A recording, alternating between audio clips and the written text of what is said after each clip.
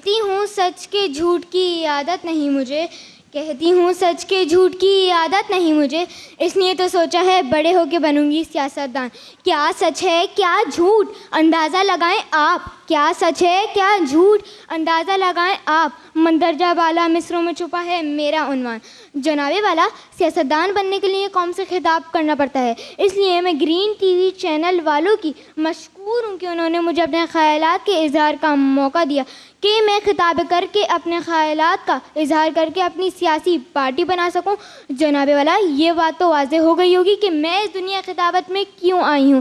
بچے تو بہرحال ویسے ہی بچپن سے سیاستدان ہوتے ہیں، کیونکہ اگر کسی چھوٹے بچے سے پوچھا جائے کہ تم اماں کے بیٹے ہو یا ابا کے، تو اس کے سامنے جو ہوگا وہ اس کا نام لے گا، اور اگر دونوں ایک ساتھ سامنے ہوں تو خوبصورتی سے سب کی توجہ کسی اور طرف لے جائے گا۔ مطلب سمجھ رہے ہو نا؟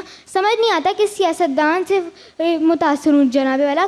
کبھی کبھی تو دل چاہتا ہے کہ میں ببلو انکل جیسی سیاستدان بنوں، تمام عوام کو قابو میں رکھوں اور دشمن کی بھی کانپیں ٹانگتی ہوں۔ مگر رکیں، کلائمیکس ابھی باقی ہے۔ ابھی کل ہی کی بات ہے، میں اپنی آئس کریم ختم کر کے بھائی کے پاس گئی اور کہا آپ میرے بھائی ہیں، میرے عظیم بھائی ہیں۔ انہوں نے اپنی تھوڑی سی آئس کریم مجھے دے دی۔ پھر میں باجی کے پاس گئی اور کہا آپ سمجھیں گی کہ میں آپ سے مانگنے آئی ہوں۔ میں مانگنے نہیں آئی، بس تھوڑی مجبوری ہے۔ مطلب جناب والا، سیاست کا ایک اصول یہ بھی سمجھ میں آ رہا ہے کہ جہاں زیادہ خوشامد ہوتی ہے وہاں زیادہ درآمد ہوتی ہے۔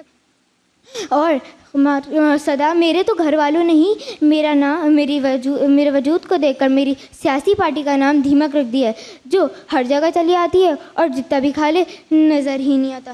آخر میں اقبال کے شعر سے اپنی بات ختم کرتی ہوں کہ موج ہے دریا میں بیرون دریا کچھ نہیں، اور پتہ نہیں اللہ جانے۔ اور اس سے پہلے کا مصرع آپ خود ہی سمجھ جائیں۔ چلے رابعہ آپ ہی، میں آپ کو ایک اور شعر سنانا چاہتی ہوں۔